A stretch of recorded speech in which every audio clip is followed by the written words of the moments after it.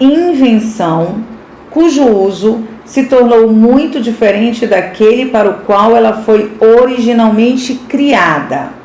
A ideia inicial era ter uma pequena rede de informações para uso militar e acadêmico. Olha só, gente, a ideia inicial era ter uma pequena rede de informações.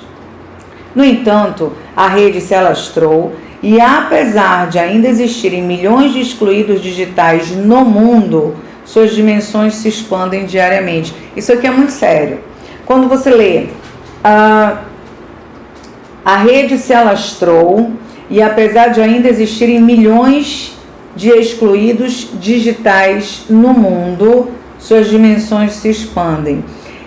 Nós sabemos que a internet hoje, assim como lá atrás no seu nascimento, ela não veio para toda a sociedade, em função da nossa desigualdade social.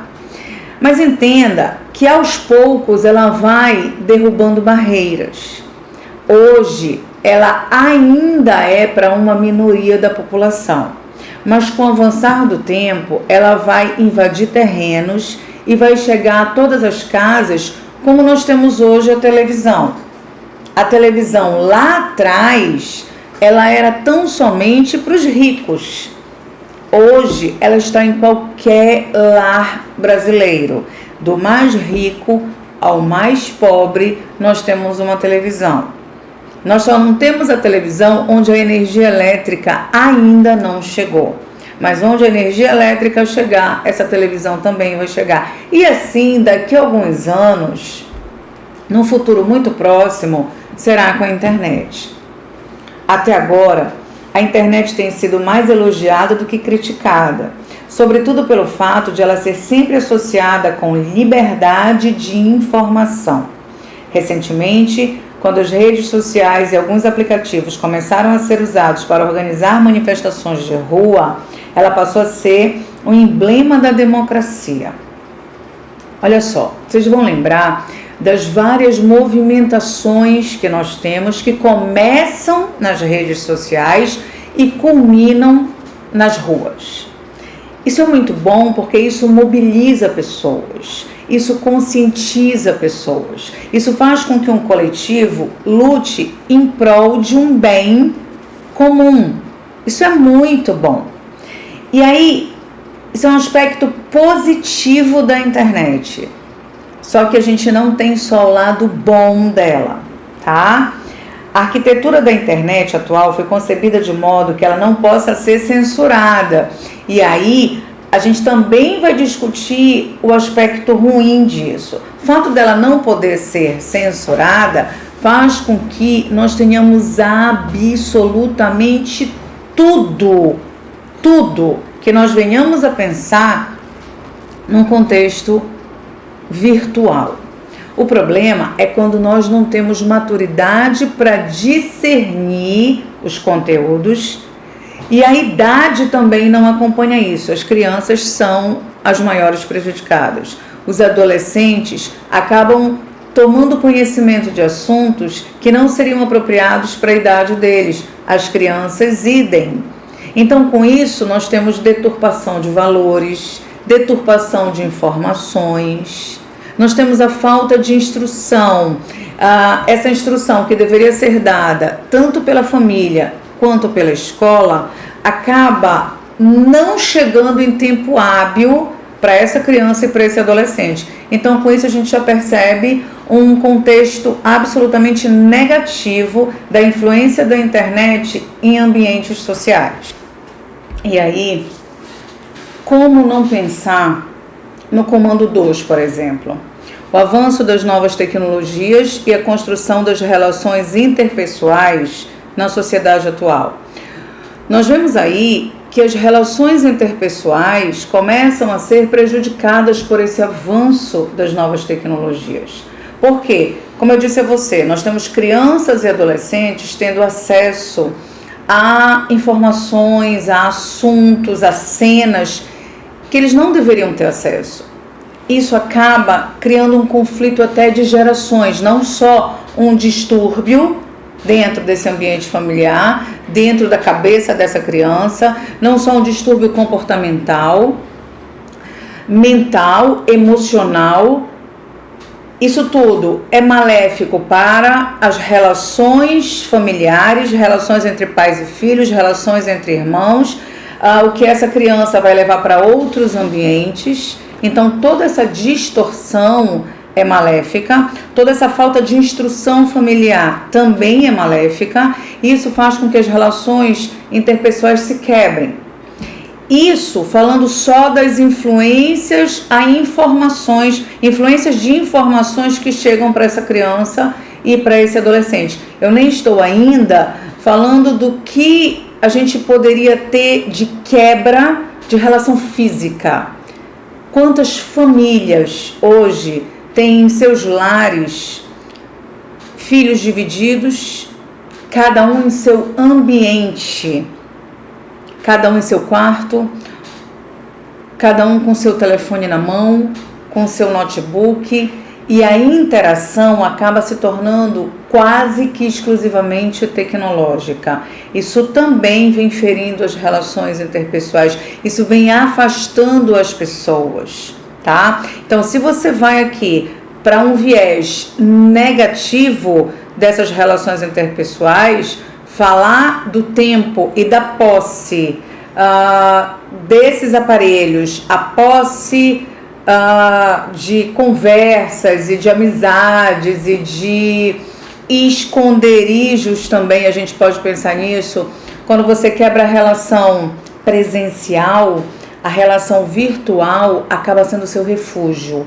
Então você se esconde atrás daquele aparelho celular, você passa a ter uma outra personalidade que você não consegue ter nas relações presenciais. Então isso também é um outro lado maléfico desse avanço das novas tecnologias, tá bom? Mas como eu falei, a construção negativa. Digamos que você queira pensar num viés positivo. O avanço das novas tecnologias é a construção das relações interpessoais. Ora, não existe mais distância com o avançar da tecnologia. Hoje, basta você ter um ambiente em que haja essa internet à disposição e você consegue falar com qualquer pessoa da sua cidade, do seu estado, do seu país ou em outros países. Então, a diminuição dessa distância é muito favorável para as relações interpessoais. Por quê? Porque isso diminui a saudade, porque isso aumenta a nossa presença em relação ao outro. A gente tem notícias mais imediatas, o que a gente não conseguia, por exemplo, há 30 anos atrás. Então isso é muito bom, diminuir a saudade, diminuir a distância entre as pessoas, fazer com que haja um relacionamento presente, atual, como se fosse um relacionamento presencial. Isso fortalece as relações, tanto familiares, quanto as relações de amizade, quanto relacionamentos amorosos, quantos relacionamentos amorosos têm nascido ou têm se sustentado em função do que a tecnologia proporciona. Tá? Então, isso também é uma versão positiva dessa construção das relações interpessoais. Bom, agora a gente vai para o comando 1. Benefícios proporcionados pelas tecnologias da informação ao mercado de trabalho no Brasil. Bom, nós temos o seu lado bom como o seu lado ruim. Só que como o comando pede, nós vamos para a palavra-chave positiva. O que o avanço dessas tecnologias da informação proporcionou para o mercado de trabalho? Nós temos hoje novas relações de trabalho e relações que têm sido bem mais produtivas. Por quê? Porque o fato de nós termos colaboradores que trabalham lá das suas residências ou de ambientes escolhidos por eles, isso faz com que a gente tenha uma economia muito grande de tempo aí, uma diminuição do estresse e uma habilidade maior na hora do fazer. Então, Ao contrário do que muitos pensam, a produtividade só aumenta e a empresa só ganha. Essa dinamização do tempo, dinamização do espaço, isso não só aumenta a produtividade para o empresário e para o seu colaborador, como também reduz custos. O fato de nós termos o teletrabalho faz com que as empresas diminuam seus custos com pessoal, com reuniões, com materiais, com energia elétrica, com aluguel, com todos os custos que antes essa empresa não tinha. Então, nós podemos pensar num mercado de trabalho aí que já não conta mais com relações presenciais tão exigentes como nós tínhamos antes, tá? Não podemos esquecer que as tecnologias acabam substituindo o ser humano. E ao substituir essa mão de obra, esse ser humano no seu ambiente de trabalho, a gente também tem aspectos maléficos. Rapidinho eu vou pedir para você voltar comigo a 40 anos atrás. Nós tínhamos, há 50 anos atrás, as mulheres já lutando por uma independência, já entrando no mercado de trabalho. E elas entravam no mercado de trabalho com aquilo que elas traziam de conhecimento do lar, como domésticas. Então elas eram cozinheiras, elas eram lavadeiras, costureiras. Aquilo que elas faziam no seu ambiente familiar era trazido para o ambiente de trabalho. Ocorre que, se você retoma 50 anos atrás, a mulher era lavadeira. Essa mulher lavadeira, essa mão de obra foi, anos depois, substituída pela máquina de lavar. Hoje, nós temos máquinas para tudo. Então, o avanço dessa tecnologia permitiu com que profissões antigamente muito necessárias fossem substituídas por aquilo que a tecnologia pode proporcionar. Então, esse é o lado ruim. E, claro, junto com esse lado ruim vem o quê? Vem o aumento do desemprego. Em contrapartida, nós temos aí a tecnologia proporcionando um maior preparo para o empregado. Então, aquele que realmente vai lutar pela sua posição no mercado de trabalho, vai precisar estudar mais, se qualificar mais, para que ele não perca. Porque entenda, toda máquina pede um manuseio. Esse manuseio, ele vai precisar ser feito por um ser humano, até porque a máquina não acompanha o nosso grau de raciocínio, tá bom? Então, a gente vai precisar de uma mão de obra qualificada que esteja gerenciando essas novas tecnologias. E aí, eu quero chamar a tua atenção para um parágrafo. Aí na tua página 4 da revista de Páscoa, eu coloquei propositadamente esses textos para eles te trazerem um novo olhar, tá? Trazerem aí um abrir desse conhecimento. Olha aqui, gente. Os malefícios, no entanto, talvez não sejam tão conhecidos nem tão divulgados. Entre eles, encontra-se certamente o desaparecimento dos postos de trabalho, isto é, dos empregos, num mundo em que a população é crescente. Esse assunto foi discutido no Fórum Econômico Mundial que ocorreu em janeiro de 2016 na Suíça. E aí, eu quero chamar a tua atenção para o ponto de vista de alguns especialistas sobre esse assunto. Olha o que nós temos aqui. A inteligência artificial e os robôs vão destruir mais empregos do que criar até 2025? Em uma pesquisa com 1.896 experts em tecnologia, 48% disseram que sim. E que isso levará ao aumento da desigualdade, o aumento do desemprego em massa e distúrbios sociais. Será que a gente já vive isso hoje? Porque entenda, a mão de obra que pode ser hoje substituída pela tecnologia, ela está sendo. Então, se nós não nos adaptarmos, se não houver uma ressignificação nesse mercado de trabalho, o ser humano realmente vai ficar encostado. E aí, o aumento desse desemprego.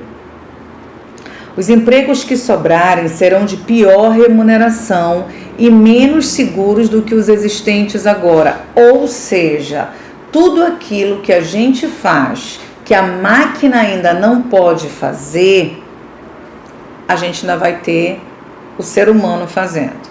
Então vamos lá, serviço de gari. Nós temos um serviço essencial para a comunidade, essencial para a sociedade. Ainda não temos robôs que substituam esses colaboradores, esses profissionais. Então, enquanto nós não tivermos as máquinas substituindo essa mão de obra vai continuar como essência, vai continuar existindo. E esses profissionais terão o seu emprego garantido. Mas, a partir do momento em que nós tivermos robôs que substituam o serviço dos garis, os garis vão perder o seu emprego. E aí eles vão precisar se ressignificar, eles vão precisar se redescobrir. O que é que eles podem fazer além daquilo que eles estavam fazendo para que sobrevivam? Entende? Olha aqui. O meio está se movendo para o fundo. Uma pesquisa feita pela Universidade de Harvard. Já 52% dos entrevistados acham que não, que o seu argumento gira em torno de alguns empregos substituídos. Isso que eu acabei de falar para você. Outros diferentes serão criados, assim como aconteceu em outros períodos. Hoje, nós temos profissões que em 30 anos atrás nós não tínhamos. Temos profissões que há 10 anos atrás nós não tínhamos. A verdade é que as tecnologias, elas nos deram uma amplitude de profissões que antes a gente nem pensava. O grande problema aí é quando essa tecnologia não chega à grande massa da população. Porque quando ela não chega à grande massa da população, as pessoas não têm acesso, não têm como estudar, conhecer, qualificar e com isso se ressignificar, tá? A opinião de Bill Gates. A substituição por softwares, seja para motoristas, garçons ou enfermeiras, está progredindo. A tecnologia ao longo do tempo irá reduzir a demanda por trabalhos, particularmente os mais básicos. Daqui a 20 anos, a demanda por trabalhos, por habilidades específicas, será substancialmente menor. E aí, eu vou comparar com o que eu te falei de 50 anos atrás. A lavadeira era essencial. Hoje, eu me arrisco até a dizer que nós nem tenhamos mais lavadeira em função da substituição pelas máquinas de lavar. E nós temos máquinas de lavar cada vez mais potentes, com altíssima tecnologia. Temos máquinas em que a roupa já sai seca. Então, como pensar em contratar uma lavadeira se a dona de casa hoje pode usar uma máquina de lavar e substituir essa mão de obra? É exatamente aqui o que o Bill Gates diz pra gente, em outras palavras, em outros exemplos, tá? Acredito que as pessoas não têm isso em seus modelos mentais, ou seja, as pessoas não estão preparadas para essa revolução. E aí eu te chamo para refletir um pouquinho comigo. Estamos vivendo um momento de pandemia, um momento em que não só Belém parou, o Pará parou, o Brasil parou e o mundo parou. E com essa parada, nós não temos apenas um prejuízo à economia, nós temos empregos que hoje precisam sim, mais do que sempre, ser significados. A gente está o tempo todo, tomara que volte logo ao normal, tomara que a gente volte ao normal, tomara que a gente se encontre novamente. Tá, a gente vai se encontrar novamente, os abraços virão, as relações físicas tão necessárias a seres coletivos, elas voltarão, mas será que nós voltaremos ao normal? Será que o nosso normal antes da pandemia não foi ressignificado para depois da pandemia? Quantos empregos precisaram ser reajustados? Quantas profissões precisaram ser readaptadas para que a sobrevivência acontecesse, para que os seus mercados continuassem a acontecer? A gente nem precisa ir muito longe, vamos lá? Quantos professores precisaram aprender na marra a trabalhar com ensino à distância?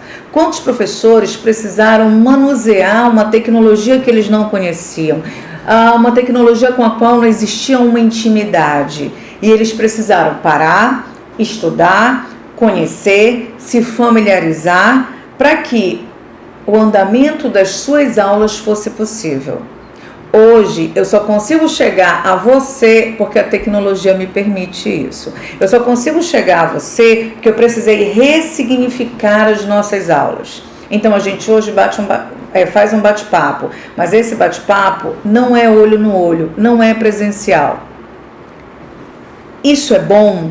Isso é bom no contexto da informação, no contexto do conhecimento, no contexto profissional. Mas o que eu levo com isso? Será que eu consigo voltar ao meu normal de antes da pandemia? Eu acredito que não, porque com essa ressignificação, os nossos olhares, as nossas experiências, a nossa visão acerca das novas profissões, isso acaba largando. Então hoje eu posso ter você, meu aluno, na sala de aula, como eu posso ter um aluno do outro lado do Brasil. Hoje eu consigo corrigir o seu texto, como eu posso corrigir qualquer texto de qualquer aluno no Brasil. Isso já vinha acontecendo. O ensino à distância já vinha acontecendo nas universidades, nas pós-graduações, já era projeto até do atual governo. E a dificuldade, ela esbarra na questão da tecnologia, até onde essa tecnologia chega. Eu posso fazer uma aula de ensino à distância e essa aula ser transmitida para qualquer pessoa no mundo, mas vai chegar para quem tem acesso à tecnologia. Então, essa ressignificação, ela vai substituir a mão de obra. Entenda que ninguém substitui o professor.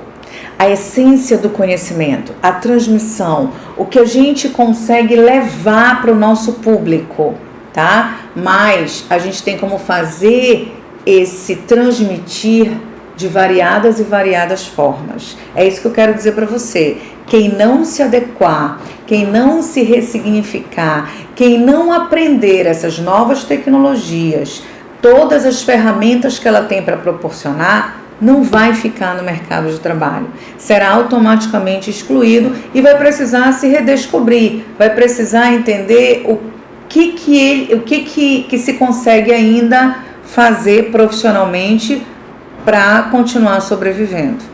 Então, meninos, essa pandemia veio fazer com que não só a minha profissão, mas variadas e variadas profissões se adequassem a uma nova realidade. Hoje nós vivemos uma nova realidade. Aquela profissão que não consegue ser trabalhada virtualmente, ela está totalmente prejudicada. Mas aquela profissão que já é substituída, a versão presencial já é substituída pela versão virtual, aí sim nós já temos uma adaptação. E é disso que o Bill Gates está falando aqui.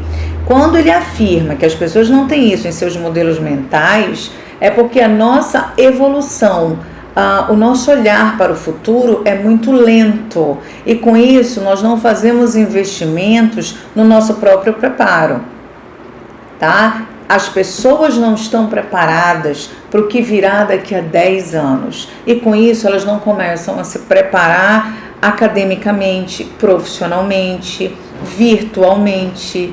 O conhecimento hoje das ferramentas da tecnologia é um conhecimento mais do que essencial. Para quê? Para que esse profissional se mantenha no mercado, tá? E aí, isso vem falar sobre a nossa discussão aqui do Comando 1, benefícios proporcionados pelas tecnologias da informação ao mercado de trabalho. A gente fala da diminuição do tempo, de uma melhor produtividade, maior produtividade desse colaborador, o fato desse colaborador poder trabalhar para mais empresas e com isso o seu nível de vida melhora e ele trabalha com maior satisfação. Ele consegue controlar seu próprio descanso, ele consegue perceber qual é o seu tempo melhor para exercer aquela atividade. Então, isso acaba deixando o colaborador mais à vontade, criando um vínculo de confiança maior e gerando uma maior produtividade, tá? O outro benefício que eu falei para você, o fato do trabalhador precisar se ressignificar, estudar mais, conhecer novas ferramentas e com isso se manter no mercado de trabalho e até descobrir outras profissões para esse mercado. Por último, nós temos os malefícios causados pelo avanço das novas tecnologias à educação escolar no contexto brasileiro. Não há como negar que as novas tecnologias foram essenciais ao mundo da pesquisa, tá? Realmente essenciais ao mundo da pesquisa para quê? Nós tivéssemos um avançar de informações e de conhecimentos. Não há como negar que o fato de nós termos essas novas tecnologias na sala de aula, isso agiliza as aulas, isso atrai os alunos desde a infância até a juventude. Só que esse é o lado bom. O que eu preciso discutir com você são os malefícios causados por esse avanço das novas tecnologias a essa educação escolar. Qual é o lado ruim? O lado ruim é que é muito complicado para um professor competir com um celular, por exemplo. Então, nós temos em sala de aula crianças, adolescentes, jovens que estão munidos o tempo inteiro desse celular. Então, ele é elemento de fácil distração. Não há como o professor, na sua aula presencial, competir com esse aparelho, com essa ferramenta. Lado ruim, então, a distração.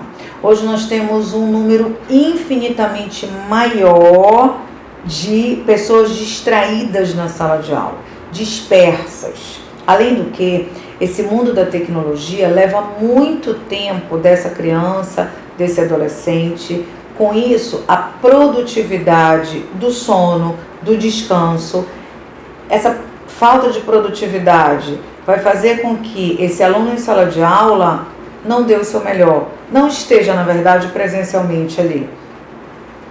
Mais uma vez, esse professor não consegue competir com a tecnologia, tá? Um outro malefício é o próprio descanso mental. Os jovens, adolescentes deixaram de pesquisar para aprender. Antigamente, os livros de papel, as grandes bibliotecas faziam com que os alunos estivessem presentes ali para ler de fato e aprender. Hoje, um mundo de informações que se abre, em que os nossos jovens poderiam aproveitar muito mais para alicerçar o conhecimento, para pesquisar, porque absolutamente qualquer assunto que você procure, você vai encontrar. O que esse jovem faz? A preguiça da leitura acaba sendo infinitamente maior. E aí, ele só copia. Com isso, a perda da reflexão, a perda da criticidade, a perda de um olhar mais apurado acerca dos problemas sociais. Isso é um grande malefício. O fato da internet entregar trabalhos prontos sobre quaisquer assuntos, isso desestimula a aprendizagem, o conhecimento, a leitura, o estudo. Então, isso também é um ponto que vem concorrer com o conhecimento partilhado do professor, tá? Os plágios estão aí para testemunhar esse malefício. E o mais intrigante, o mais triste, frustrante e dono de uma grande vergonha é que não é a criança que está com o celular em sala de aula a única distraída que traz esse malefício.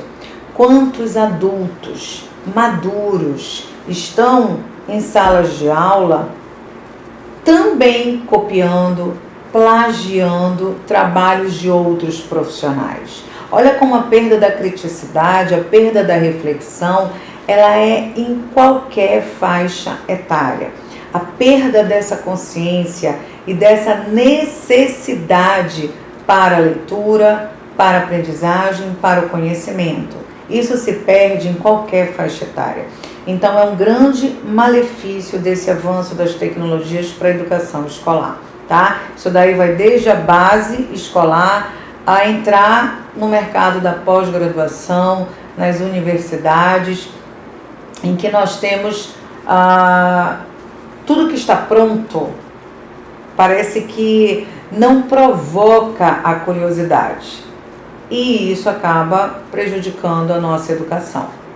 Então, você percebe que nós temos 3 temáticas que falam sobre o mesmo assunto, porém, nós podemos ter diversos olhares. Eu não tenho como considerar que aqui eu vou fazer um texto só. Não tenho. Aqui nós temos 3 textos diferentes, com 3 versões diferentes, em 3 ambientes diferentes e, principalmente, 3 palavras-chave diferentes.